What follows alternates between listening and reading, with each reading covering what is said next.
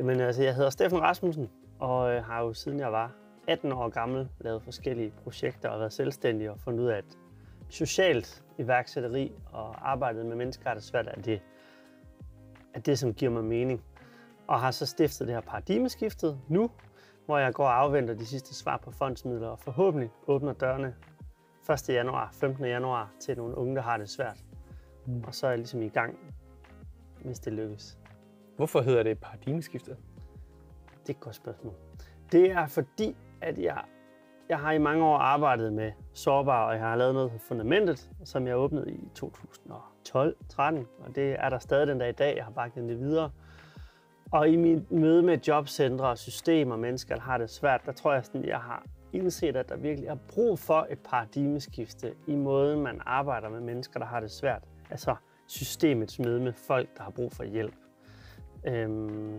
Og så er det også fordi, at jeg gerne vil have de unge, der kommer der til at spørge, hvorfor hedder det paradigmeskiftet? Fordi man også kan snakke ind i det paradigmeskifte, de kan lave deres eget liv med at gøre nogle ting anderledes. Men man kan sige sådan essentielt, så handler det om, at hvis man tager folk, der har det svært, de er på en spillebane i livet, hvor de har, lad os sige, angst, ensomhed, depression, gæld, mangler netværk.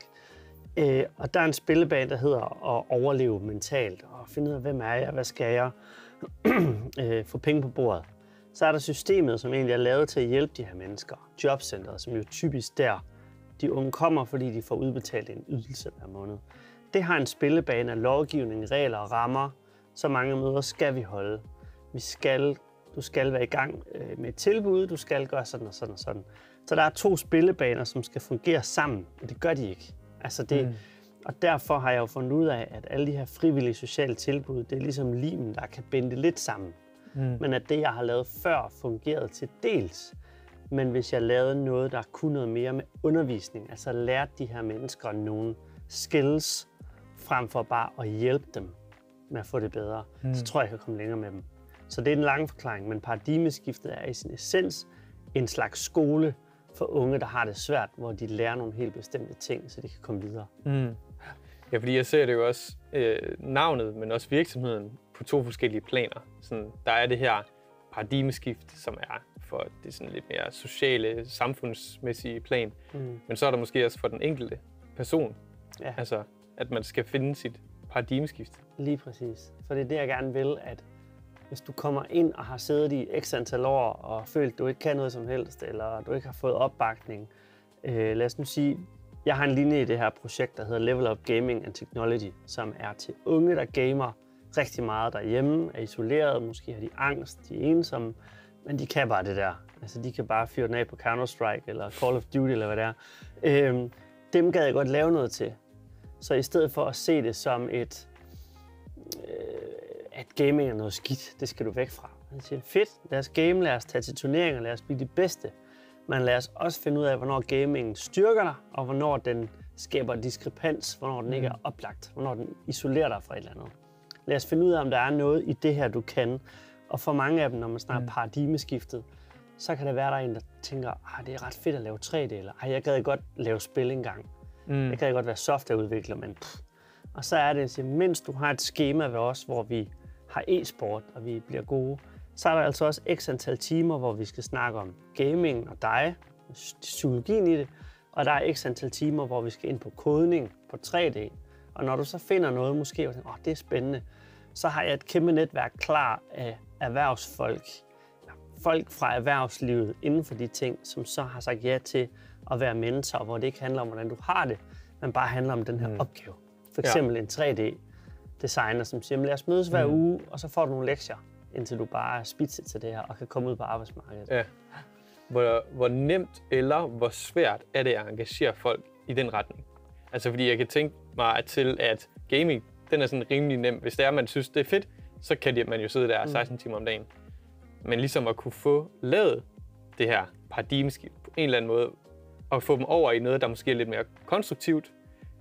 Selvfølgelig, man kan også leve af gaming, men jeg tænker måske nogle andre ting, man kan spæde sit liv op med. Ja. Og få folks sådan, bevidsthed åbnet op for andre ting, end måske bare gaming. Hvor svært er det, eller hvor nemt er det og få dem over i noget andet? Ja, det er et vildt godt spørgsmål, fordi nu er det jo relativt nyt det her. Så jeg kommer med en masse erfaring på nogle ting, og det her, der kaster mod noget nyt. Jeg tror, altså Mentor-delen har været vild med at engagere folk. Altså, jeg har jo ikke engang startet nu. Jeg tror, jeg har 40 frivillige. Altså, så den del af det er helt nemt at få folk til at engagere sig, fordi der er mange, der gerne vil hjælpe nogen. Og det her, det er så konkret. Om jeg kan bruge mine evner til at kode, til at hjælpe et ungt menneske, det vil jeg fandme gerne. Den anden del er at få unge, som er i en sfære, til at træde ud af den sfære. Det kan være vildt svært, men nu har jeg 10 år med de her unge, og det jeg har oplevet er, at der er ingen af dem, der ikke gerne vil noget mere med livet. Lige meget hvor svært de har det, så de er sindssygt drevne af at komme videre. Men de kan bare netop slå de tit hovedet på systemet. Altså jeg har jo oplevet nogen, på trods af at de har verdens sødeste sagsbehandler, og de bedste intentioner for dem nede i jobcentret, at den måde det er indrettet på, bare gør, at de ender med at få så meget angst bare at skulle derned, at jeg kommer 3 måneder tilbage i udviklingen, hver gang der er et møde. Og derfor er det, jeg gerne vil prøve at gøre det på en anden måde. Og så tror jeg, at alle menneskers, altså alt hvad vi gør, er styret af det, jeg kalder kontekst. Der er sådan et godt eksempel fra en dansk forfatter, der hedder: vi ved alle sammen godt, at hvis vi skal tabe os, så skal vi bevæge os mere og spise sundere. Så hvorfor er det, der render en masse mennesker rundt og virkelig er ked af, at de ikke kan slippe vægten? Det er fordi konteksten styrer os. At svigermor siger, tag lige et stykke kage mere. Eller at vi er på arbejde, og Lotte har fødselsdag, og Lotte hun har kagemand med. Så skal da lige have et stykke. Og sådan er det bare. Ja. Konteksten styrer os. Og den kontekst, de unge er i, styrer jo også mange af deres valg. Så hvis de er med nogle mennesker, der gør nogle, altså for eksempel siger, skal du ikke lige have en joint hver dag, så er det den kontekst, der styrer dem, som de vil noget andet. Og derfor skal paradigmeskiftet skabe en kontekst, som gør, at verden bliver åbnet for alle de muligheder, der er i erhvervsliv eller uddannelse, uden det bliver det pres, som de kan opleve, systemet har. Fordi der er det nemlig, du skal, og her det er det. Jeg tror, du kan, hvis du har lyst. Jeg tror virkelig på dig. Der er de her muligheder. Skal vi ikke prøve noget? Fordi det, du har gjort indtil videre, har måske ikke virket sindssygt godt for dig. Og så tror jeg, at der sker noget. Jo ikke alle, og jeg er jo ikke perfekt, og vi vil lave nogle fejl, og jeg kommer til at skulle lære en masse, og når jeg nu får medarbejdere, kommer de til at lære mig en masse, fordi vi har forskellige fagligheder. Men jeg tror over tid, at det kan blive et virkelig stærkt projekt. Altså. Du har jo også en baggrund, der ligesom kan allerede snakke sig ind i de her problemstillinger, som du prøver at løse hos de her folk. Jeg kan fortælle lidt mere omkring, hvor du kommer fra, og hvad du har oplevet for at kunne stå, som du gør nu. Men altså, det er jo det, der bærer det for mig, fordi jeg har jo haft det, lyder mærkeligt, men relativt dårligt hele mit liv. Altså, det er aldrig gået væk. Og det er jeg sådan lidt glad for, fordi at jeg har aldrig kunne sidde stille i en skole og lytte. Jeg har ingen uddannelse. Jeg har gik i folkeskole indtil 8. klasse, så noget efterskole og lidt højskole, droppet ud af alt, og sådan, har aldrig taget noget. Brugt 13 år på at få en HF på enkeltfag ved siden af mine projekter. Men derfor forstår jeg jo de her, og kan forstå angsten, fordi jeg selv har døjet med den og tager medicin hver dag. Altså sådan, at jeg forstår depressionen, fordi den altid ligger over mig. Men det jeg har, som jeg har fundet ud af, at mange af dem, jeg prøver at hjælpe, ikke har, som jeg har fået af en eller anden grund, det er den sådan handlekraft. Jeg handler hele tiden. Jeg har aldrig siddet derhjemme. Jeg har droppet ud af alt, men så har jeg lavet noget andet. Så jeg har aldrig siddet derhjemme og ikke lavet noget. Så jeg har en handlekraft, jeg gerne vil give videre. Jeg var hjemløs et halvt år frivilligt, da jeg startede Fundamentet i 2013, for sådan at komme tættere på den verden, og bare for at kunne leve af det, jeg ville fuldtid, fordi jeg ikke skulle tænke på en løn så til at betale husleje. Og det var jo modbydeligt hårdt, men jo slet ikke noget i sammenligning med dem, der faktisk er rigtig hjemløse i 10 år. Men det der med at komme ned på værestederne og forsorgstilbud og møde de mennesker, det handler om, det sætter sig jo bare. Så lige meget, om man er med til en eller anden fin erhvervsmiddag med nogle folk i jakkesæt eller nogle fonde, så glemmer man bare ikke, at der er altså nogen, der sover i en container nede på havnen i dag. Og hvis han har madforgiftning, så er han fucked. Altså, de vil altid fylde mere i mig, hvorfor jeg altid ender med at finde tilbage. Jeg har prøvet at finde væk fra det her og sidde derhjemme og arbejde nu i 1,5 år. Og jeg får det dårligt af det, fordi jeg hører til sammen med de mennesker, der har det svært, og får glæde af at møde dem, fordi de er hjertelige, empatiske, sjove, også i deres livskriser. Men de er sig selv, og jeg kan godt lide, når alt er ægte. Så jeg kommer fra, min mor har også haft sine ting, og førtidspensionist, og faren sad i fængsel og gik selvmord, og moren døde af kræft, da hun var 18. Så jeg har jo båret noget med fra min barndom, mens min far, den her ressourcestærke sælger. Så jeg er sådan skåret lige over i midten. Ja. Så jeg kan lære de unge noget om nogle ting, men jeg kan også identificere, når de snakker om angsten. Og det er det, jeg tror, der gør, at jeg fungerer vildt godt sammen med de her mennesker. Og jeg har jo lavet, skal siges, jeg har jo designet det her ud fra, hvad kunne være et match til mig som ung, der ikke kunne finde ud af noget. Så der er jo de 2 linjer, den her gaming- og teknologilinje, og en social iværksætterilinje, hvor de lærer at bruge deres viden om angst, eller PTSD, eller psykiatriske diagnoser til at hjælpe andre i den situation. Og så lærer de jo at lave budgetter, fondsansøgninger, hvordan arbejder man sammen med andre, og i og med, at de lærer det, så lærer de noget om deres eget liv. Så frem for ideen er, nu skal jeg hjælpe dig, Lotte. Så er det, Lotte, jeg vil gerne lære dig alt det her. Vi vil gerne uddanne dig til verdens bedste. Og så imens lærer Lotte at forstå et budget og kan se, hov, det er derfor, jeg ikke har penge til mad efter de første 2 uger. Det er derfor, jeg ikke skal tage et kviklån. Og så håber jeg på den måde, og jeg har sgu ikke overskud til at lave det her, hvis jeg ryger has hver dag, fordi jeg bliver dulmet for meget af det. Men hvordan kan jeg så håndtere at være i mit hoved?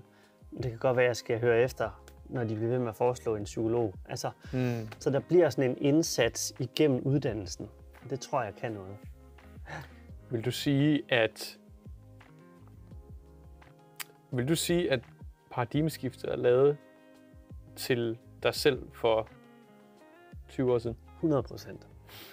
Og det er jo lavet af voksne mig til unge mig. Ja. Og det er også lavet til voksne mig, som var sådan, jeg har aldrig haft det godt i et arbejde for andre. Det vil sige, jeg har kun haft det godt i perioder, hvor jeg har været styret noget, jeg selv har arbejdet med fuldtid.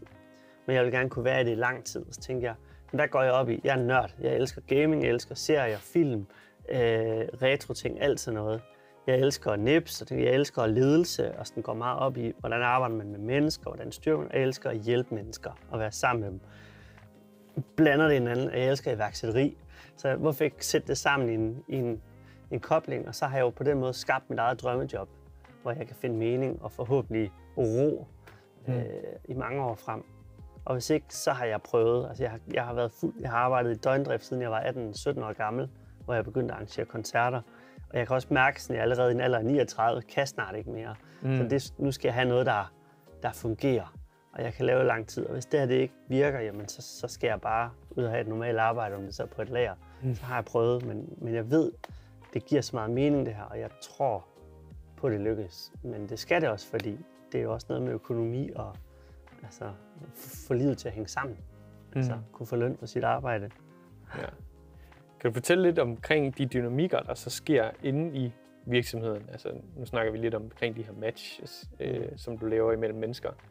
Kan du fortælle lidt omkring, hvorfor I gør det, eller hvordan I gør det? Ja, altså indtil videre er det jo selvfølgelig meget mig og min bestyrelse, der har fundet det også. Når der nu kommer ansatte forhåbentlig, når der kommer fondsmidler, så skal de også have indflydelse på, hvordan gør vi tingene. Men lige nu er tanken, at der kommer 45 unge hver halvår, som deler sig op på de her 2 linjer. Og ved siden af er der noget undervisning i filosofi og psykiatri og livsgnist og livsmestring, hedder det, som de kan få nogle timer af. Og i takt med, at de så kommer i gang, så bliver de jo matchet med en af os, der arbejder der som sådan en social mentor, altså støtter op og brobygger. Og så skal de så matches. Altså en ting er, at de starter der jo, hvis vi vurderer ud fra en snak med dem, at det giver mening. Fordi det er klart, at hvis du har et voldsomt misbrug af hårde stoffer, eller ikke kommer op om morgenen, du drikker hele natten, så bliver det også svært. Så det er jo ikke til de mest udsatte, det er jo til de sårbare. Det andet er så at matche folk, har jeg virkelig lært, at når du skal matche folk med en praktikplads, en frivillig mentor, en faglig mentor, så er det jo ikke kun interesseområdet, det er også temperament. For nogle er kønnet vigtigt, hvis det er en pige, der har været udsat for overgreb af en art, eller har haft nogle svære erfaringer med mænd, så er det rigtig vigtigt, at det er en kvinde. Så man skal altid respektere det, de unge de siger, uanset om du helt kan forstå, hvorfor, skal du bare gå ud fra, det er der en årsag til. Så det er meget mere at matche dem med steder, der giver mening, og ikke tale dem op. Altså jeg tror tit, det problemer jobcentret har nogle gange, kommer til, det er, at hvis du har en virksomhedskonsulent, som skal skaffe en praktikplads til en eller anden borger, de har inde i jobcentret, så kan man godt sige, ja, jamen, det kan han sagtens, og vil meget gerne bare have så mange timer. Og så kommer man til at tale dem op, fordi man så gerne vil hjælpe dem med at finde den her plads. Og så bliver virksomheden skuffet over, at de ikke kan mere, eller at de ikke er mere. Så jeg har lært altid at være meget transparent og ærlig om udfordringen. Fordi hvis de så siger ja til at lave en praktikplads, for eksempel, jamen så er det også fordi, at så kan de også godt rumme de der ting. Så når de nu er ved også et halvt år, så skal jeg både finde en mentor, der kan bakke op om noget, som fagligt interesserer dem, hvis de siger, at jeg vil gerne lære kode. Jeg skal kunne finde en praktikplads efterfølgende, hvis det er det, de gerne vil. Og sammen med kommunen og jobcentret sige, jamen nu er han klar til det her, og vil rigtig gerne det her, og de har sagt ja, kan I lave papirarbejdet og følge den herfra. Og så er der et match med frivillige. Det kan være frivillige psykologer eller frivillige brobyggere, kalder jeg det, som hjælper dem med kontakt med psykiatrien eller andet. Så det menneskelige match, temperament, køn, det er ret vigtigt. Altså sådan, ja. Og der vil jo være nogen, der siger, det er ikke mig det her, og det skal der også være plads til. Kan du fortælle lidt omkring, hvordan det egentlig er, jeres virksomhed den er bygget op? Ja, der skal jeg måske sige, at det er en forening, og det vil sige, at der ikke er nogen, der ejer den, men der er en bestyrelse, en frivillig forening, og så jeg bliver egentlig bare ansat. Og det vil sige, at bestyrelsen kan faktisk fyre mig. Og det kan jeg meget godt lide, fordi så har jeg også noget, jeg skal leve op til.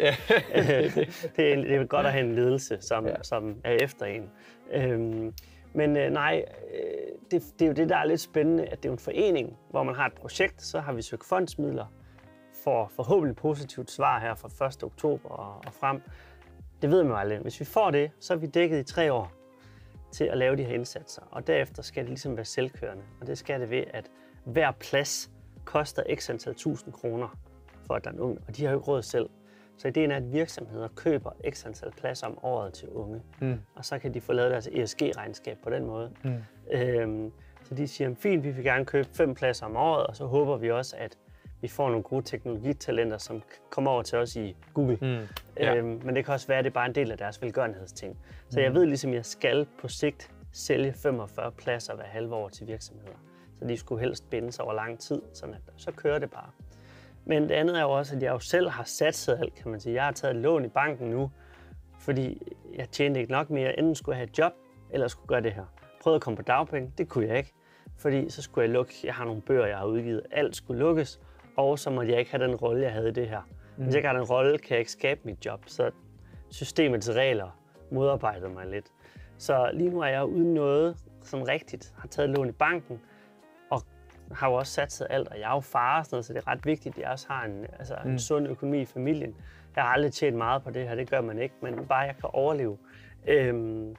Men det, der er allervigtigst, og som faktisk er det, der er sværest, det er, at når man er en forening, så kan du få medlemmer. Det er derfor, der står sådan nogen på gaden og siger, vil du være medlem af Amnesty eller Red Barnet? For det er både økonomisk rart at have nogen, der betaler hver måned, men hvis du har 300 medlemmer, så kan du blive godkendt som velgørende forening. Og det gør, at virksomheder, der vil støtte det, kan få det fradrag, de vil have for at støtte det. Så hvis jeg ikke får 300 medlemmer, så kan jeg ikke rigtig komme videre. Og der havde jeg nogle ret store ambitioner, fordi jeg tænkte, at jeg har en 10.000 følgere på LinkedIn, og nu lægger jeg det ud, og jeg har 40 medlemmer. Ikke? Så det er sådan min store, både, jeg forstår det godt, men det er også frustrerende, altså sådan det her med, vi ikke være søde at melde jer ind, fordi hvis I gør det, så kan jeg komme i gang med det her. Fordi der både er en økonomi, der gør, at man sådan kan bruge sin tid på det, men også det her med, at man kan få de godkendelser, der gør, at man kan få virksomheder til at støtte det. Så det er klart medlemmer og virksomhedsstøtte, og så selvfølgelig fondsmidler her i starten. Og når det først det kører, jamen, så skulle det gerne hænge sammen, at man skal jo betale husleje, man skal jo betale ansatte, rengøring, supervision til frivillige, mad, transport, hvis du skal ud og hente nogen i psykiatrien. Altså, det er dyrt at lave sådan noget. Hvor mange medlemmer har I nu? Jamen, jeg har omkring de der 40. Nu selvfølgelig også, det er jo, 2 uger siden jeg gik ud med det. Men det er nødt til at gå stærkt, hurtigere end normalt. Jeg kan ikke vente et halvt år. Nej. Så det er sådan, der skal jeg ud og punke mit netværk og sige, vi er ikke nok. Ja, sådan. Men jeg har lært, at jeg kommer af noget, der hedder stoisk filosofi. Og det betyder, og det er jo det, jeg gerne vil lære de unge, at du kan ikke kontrollere alle de her ting, der sker hver dag. Du kan ikke styre, hvem du møder, hvordan folk opfører sig, og hvordan det er at møde jobcenteret eller buschaufføren, hvis han har en dårlig dag. Du kan kun styre din reaktion på det. Og det er jo også noget, jeg selv prøver at dyrke. Så jeg har altid det her billede af, at vi er en klippe i havet, Og så kan bølgerne eller skvulbald det, de vil, men vi er nødt til at bare stå fast og være i det. Og det er jo både sådan, jeg gerne vil have de unge lære at kende livet, at responsen på modstand i livet er nok ikke stoffer, eller has, eller vold, eller kviklån. Det er at finde en ro i dig selv, og gøre, at du kan tage nogle fornuftige beslutninger, mens tingene er svære. Og det er jo det samme her i min økonomi, at jeg skal også have ro i maven, og så det virker, og hvis ikke det virker, hvad gør du så? Så har jeg en plan B og en plan C. Så den der stoiske filosofi, synes jeg er en fin måde at afrunde her på også, fordi at det er kernen i alt, hvad jeg har lavet. Den der lære selv, lære medarbejdere, de unge, folk, der har det svært, hvordan vi står i livet. Der kommer til at være svært, men hvordan handler du på det på en ordentlig og god måde, hvor du kan sætte dig selv i øjnene bagefter, og hvor du ikke graver hullerne større end i vej forvejen. Ja. Sådan. Og med det, altså det var vildt fedt, du kom ind på det stoicisme. Fedt. Og med det synes jeg bare, det var bare en mega fed afslutning på det. Jeg havde lige noget at skrive lige, det var skrevet. Klip i havet. Ja, det var det, klip i havet. Det var et mega godt billede. Ja. High five. Fedt. Tusind tak. Ja, for delen. Selv vildt tak. God til at, selvom at jeg kommer herudfra lige at få spurgt ind på den rigtige måde, fordi så kunne jeg bare ævle. Ja, det er det, og det er det, man skal jo.